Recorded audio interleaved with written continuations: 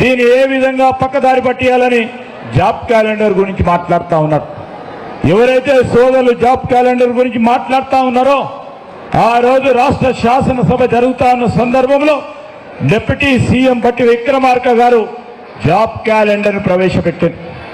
కానీ ఈ మధ్యలో మనం కేటగరైజేషన్ బిల్లు, బలహీన వర్గాలకు సంబంధించిన సెన్సస్ బిల్లును మనం ప్రవేశపెట్టాం. దానికి అనుగుణంగానే ఈరోజు ఉద్యోగాలు ఏ విధంగా కల్పించాలని చట్టరీత్యా దానికి అనుగుణంగా ఉండాలి మన జాబ్ క్యాలెండర్ అని మళ్ళా తిరిగి పరిశీలన చేస్తూ ఉన్న సందర్భాన్ని మా యువతి యువకులను కూడా కోరుతా ఉన్నారు.